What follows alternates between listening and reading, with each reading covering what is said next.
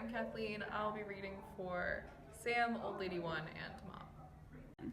Hey, I'm Alex. I'm going to be reading for William, Allen, and Therapist. Hi, my name's Megan, and I'm reading for Daisy, Old Lady 2, Child, Stranger, and Nurse. Neurodiverse by Leah Bomarito. Fade-in, exterior university clinic, day. In a school-sponsored clinic at a college in Chicago, nurses snap on gloves and attempt to keep the room sterile. Dissolve 2, interior therapist office, day. A therapist sits in a wooden chair with a bored disposition and an apathetic expression. Daisy, our hero, feminine and nerdy with gigantic glasses and puffy hair, in her mid-20s, sits anxiously on the worn couch provided for patients. You've got to be joking. No, Daisy. Why would I joke about this?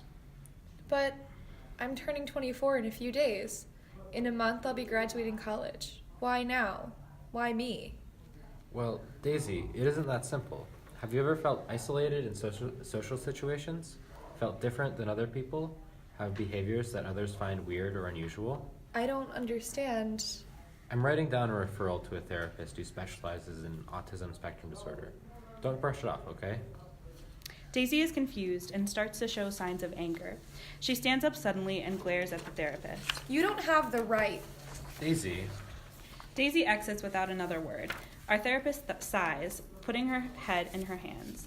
After Daisy leaves, the door behind the therapist's chair clicks open gently. From behind the therapist, a shadow approaches. A pair of hands holds a knife to the therapist's throat. Wait, hey! Blackout and a deafening scream. Fade in, exterior old folks' home, day. Birds chirp and the wind disturbs a hanging wooden wind chime around a cozy, cute facility titled St. John's Retirement and Medical Center. Dissolve 2, interior old folks' home, dining area, day. 2 old ladies in frilly feminine clothing walk past Alan's table in a clique-esque fashion, giggling. Alan is a gruff old man in his 60s with repeated speech patterns. Did you need something? We weren't talking to you. Who'd want to talk to old ragged Alan? Old, demented, blurred out Alan. Blurt out Alan. Blurt out. Blurt out. Blurt out Alan. Oh, you got him going. Just like a record player. Let's go. The old ladies walk away, and Alan sits by himself, murmuring the same 2 words quietly. He also sips a cup of coffee and stares forward. A young nurse approaches him. Alan? Blurt out. Blurt out. I'm sorry to have to tell you this, sir, but Blurt out. Blurt it out. your ex-husband is dead, Alan. Alan's eyes widen. His cup of coffee slips from his hands and falls to the floor with a crack. Transition to a schoolyard, day. Children scream and play. It is raining. A child throws a baseball and it rolls up to Misty, a small, awkward 10-year-old girl, crouching on the pavement with a ladybug on her hand, examining it closely. Hey, weirdo, throw the ball. Misty looks at her hand and the bug crawls further up her arm. She smiles, then she disappears from the frame completely, leaving the baseball rolling forward. The child screams, and strangely, we see a ladybug crawling on the baseball. Transition to exterior, a busy street in Chicago under a bridge, evening. A city chill begins to cultivate as the sun sets and the concrete cools. Hurried people walk past briskly. Sam, a homeless androgynous teenager, leans against a wall, nearby a box shelter and a sleeping bag. Ma'am, $1. Anything is appreciated. But the woman walks away. They shrug frustratedly and sit down in the sleeping bag structure. For a while, they sit there, humming to themselves. From behind, a stranger approaches. I could help you. Whoa, you sort of creeped up on me. I could help you out of this situation, Sam. What do you mean? Wait, how do you know my name? Just let me... No! The stranger screams in pain, her arm twisting backwards as if directed by an invisible force, and she collapses, limp, on the sidewalk. Sam panics, looking around for where to go, and bolts. Transition to exterior, a busy street in Chicago near a city bench, night.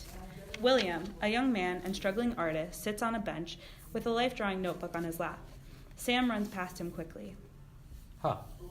William shrugs. He turns back to his work. Then, from out of nowhere, Sam runs back to him with a look of desperation. I know you don't know me, but you gotta help me, man. What's going on? There's something that happened. There was this woman. I don't know what. Whoa, slow down. I think I killed someone, dude. What? That did not slow it down. What do I do? I mean, I didn't mean to. Do you have family? Someone to go to? No, I don't. I don't have a family. I live under that bridge over there, but she's over there. I can't go back there, man. I can't. Dude, she? You killed a woman? What does it matter, the gender? God, dude, I swear I didn't mean to. Sam begins to hyperventilate and sits on the concrete in front of William's bench. I mean, I guess we should call the police, right? Oh, God, I don't know. I'd get sent to jail forever. It was my fault. What happened anyways? How do you kill someone on accident? She jerked towards me, and I moved away on instinct, and she screamed. There was a lot of blood. Did you, stab her? No, dude, why would I stab her? I told you it was an accident. Well, how did she die then? I must have, I don't know, done something with my mind? That's not real. Sure, it isn't, but... William is beginning to look more and more skeptical. Listen, man, I'm an artist, and even I don't believe this shit. You gotta believe me, dude. Please. Sam sits with their arms wrapped around their knees and rocks back and forth to comfort themselves. William looks at them and their demeanor. Okay, fine. I believe you. Thank you. Thank you. Sam gets up, dusts themselves off, and presents a hand to shake William's. William takes it tentatively, and Sam shakes it enthusiastically. I'm Sam. My pronouns are they and them. Okay, Sam. I'm William. I have an apartment. It's small, but maybe I could let you stay on the couch for a while. If you want. That would be incredible. Thank you so much. Just until you can figure this shit out, I guess. But I swear to God, if you murder me, I will kill you. How do you kill someone if you're dead? I'll come back to life as a ghost and haunt the shit out of you. Fair. The two walk away from the bench to cross the road, and their conversation fades from distance. Transition to interior, a messy college dorm room, night. The room is decorated with blasts of color on one side, and on the other, conservative, neat organization, with mostly green furniture and design. Daisy's roommate snores in the bed across the room, the colorful, messy side, as Daisy sits up in her bed suddenly with a shudder. It was just a dream. It was just a dream, Daisy. But my therapist said a couple months ago... Back to interior therapist's office, day, flashback. I want you to record your dreams. What good will that do? Dreams are a product of your thoughts and feelings during the day. The brain's attempt to process the day's knowledge. It will help. It seems useless. Listen, Daisy, you've been having vivid dreams, yes? Well, but... And they're with reoccurring people. Yeah? Well, it could mean something. Something important, perhaps. I want you to write them down when you can. Back to interior, a messy college dorm room, night. Daisy fumbles for a notebook in a nearby bag and whispers what she is writing as she pens down her dreams. It was different tonight. The same people. Me, the old man, the little girl, the homeless teacher and homeless teenager and the artist. But there's something new, something urgent. Daisy's roommate lets out a particularly loud snore and rolls over. Daisy pauses and then goes on. I saw people die. More than one. I saw my therapist die. I saw an old man die. I saw a woman die under the bridge. The homeless teenager killed her. It felt so real, like I was there. But it can't be real, right? I mean, my therapist isn't dead, is she? It feels like there's something evil, something sinister.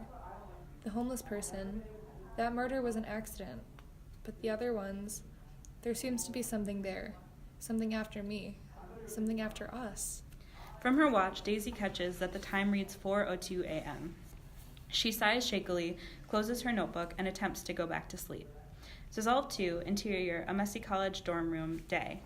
Daisy wakes up to a loud alarm, her roommate already gone. Frazzled, she checks her phone. There are 4 missed messages from a contact called Mom.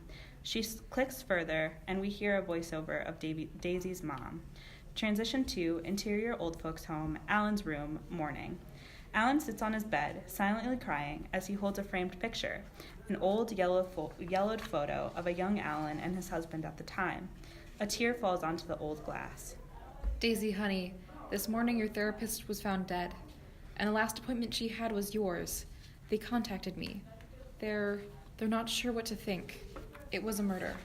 Transition 2, interior, an elementary school, hallway, day.